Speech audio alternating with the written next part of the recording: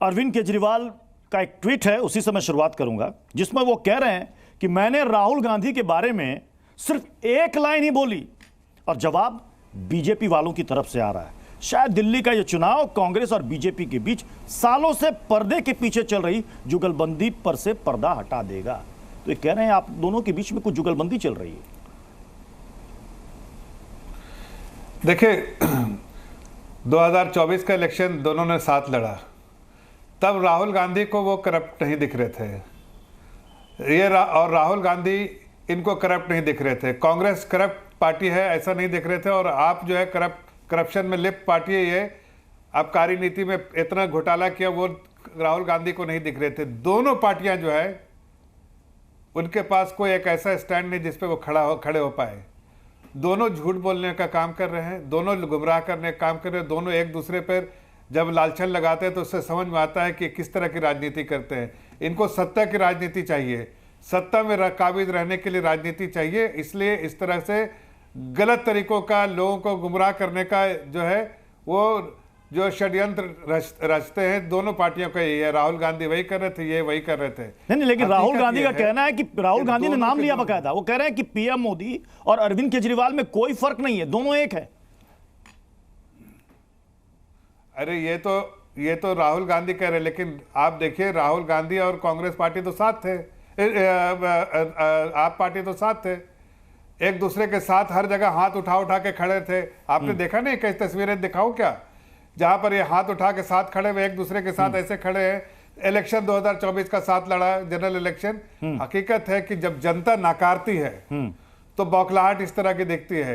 ये कुछ भी कहे मोदी जी को, जनता जानती है कि एक भारतीय जनता पार्टी ही एक ऐसी पार्टी है जो जनता के बीच में रह के जनता के हित में काम करने वाली पार्टी है। और ये दोनों पार्टियां जो है वो संजीव कौशिक जी, उनका कोई असर संजीव कौशिक जी, आप कह रहे हैं कि एक चीज खाली कहूंगा मैं इनका जी, बोलिए पृथ्वी जी, इतना कहूंगा हाँ। कि आज जरा देखिए आपका क्या हाल है।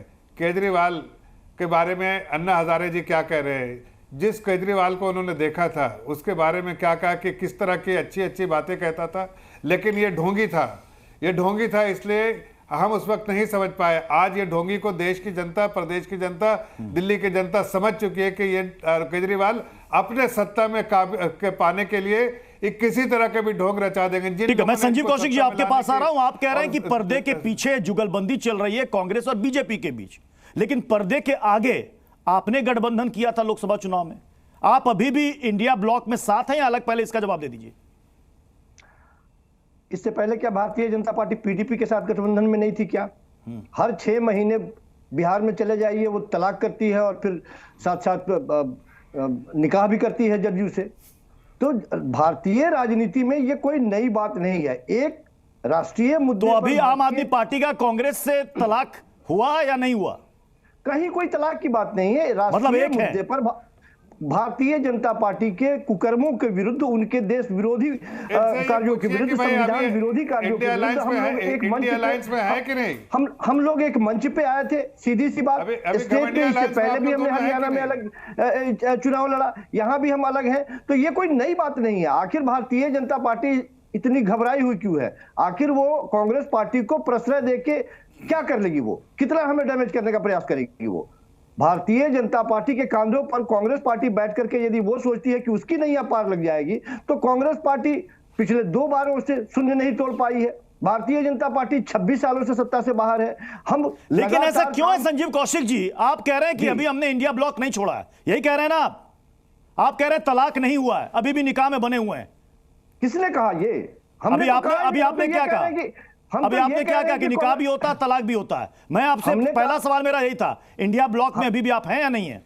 हमने कहा कौन सा इंडिया ब्लॉक? काहे का इंडिया ब्लॉक? सीधा दिखाई दे रहा है कि कांग्रेस पार्टी भारतीय जनता पार्टी के कंधे पे सवार है। अच्छा, कौन सा इंडिया ब्लॉक? पहले आप नहीं थे साथ।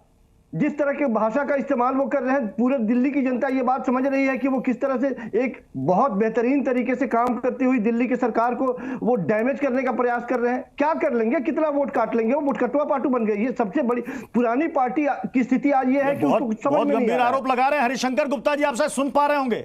हरिशंकर गुप्ता जी, लगता है उन तक आवाज नहीं पहुंच पा रही है। आप कह रहे हैं कि वोट कटुआ पार्टी बन गई है, इतनी पुरानी पार्टी है आपकी सहयोगी पार्टी, आप कह रहे हैं वोट कटुआ पार्टी है।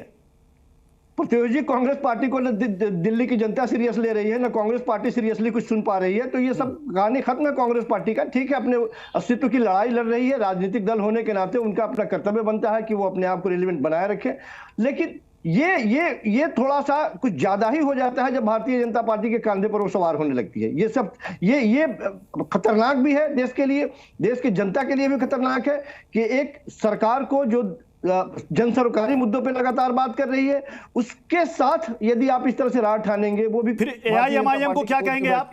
एआईएमआईएम को क्या कहेंगे? वो भी वोट कटवा पार्टी है। अरे भाई साहब, कौन नहीं जानता प्रद्युत भाई, आप भी गजब बात कर रहे हैं। कांग्रेस, एमआईएम और भारतीय जनता पार्टी दोनों एक दूसरे के पूरक है, ये जहां भी जाते हैं दोनों एक साथ ताल में ताल मिलाते हैं। मतलब हाजी रंगरेज जी, अभी संजीव कौशल जी ने अपनी सहयोगी और देश की पुरानी पार्टी कांग्रेस को कह दिया वोट कटवा पार्टी, आपको कह रहे हैं कि कहने की जरूरत नहीं है, आप बीजेपी के बी टीम है। देखिए प्रत्युष भाई, जिस तरीके से केजरीवाल की जो नीति और जो उन्होंने वादे किए थे लोगों से और जो उन्होंने कहा था, सिद्धांत पे थे कि हम भ्रष्टाचार नहीं होने देंगे, आज भ्रष्टाचार में पूरी पार्टी लिप्त है। पूरे आपके मुख्यमंत्री जेल चले जाते हैं, आपके डिप्टी सीएम जेल चले जाते हैं, आपके शिक्षा मंत्री जेल चले जाते हैं, आपके स्वास्थ्य मंत्री जेल चले जाते हैं। तो ये तो भ्रष्टाचार पे इनकी नीति थी, जिसे कहकर आए थे कि हम भ्रष्टाचार मुक्त कर देंगे दिल्ली को। दूसरी बात, मैं एक बात कहूँगा कि जो आम आदमी पार्टी है और जो बीजेपी पार्टी है, ये जिस्म दो अलग अलग हैं मगर रूह इनकी एक ही है, वो है आरएसएस। दोनों की जननी वही है और ये दोनों पार्टियां एक दूसरे की ए और बी टीम है। अब ये तो फैसला जनता करेगी ए और बी टीम कौन सी है। तो हमारा यही कहना है, जब इन्होंने मुद्दों पर राजनीति करने के बजाय अब ये जो क्या करने लगे, दूसरों पर हस्तक्षेप करने लगे, दूसरी पार्टी को बी टीम बताने लगे, तो आप किस तरीके की राजनीति करना चाहते हैं? केजरीवाल साहब ने आप कह रहे दो, मतलब आप कह रहे दो जिस्म है, दोनों की रूह एक है, दोनों की रूह एक है, वो रूह कहां है? और रूह है आरएसएस, रूह है आरएसएस इनकी, दोनों की जननी वही है। पहले भारतीय जनता पार्टी का क्या नाम था, उससे पहले जनसंघ पार्टी है, और उसके बाद 2012-13 में आम आदमी पार्टी बन के आई। दोनों की जननी एक ही है, वो है आरएसएस। दूसरी मैं एक और बात करना चाहूंगा, 3 पॉइंट है, बहुत जल्दी जल्दी बता देता हूं।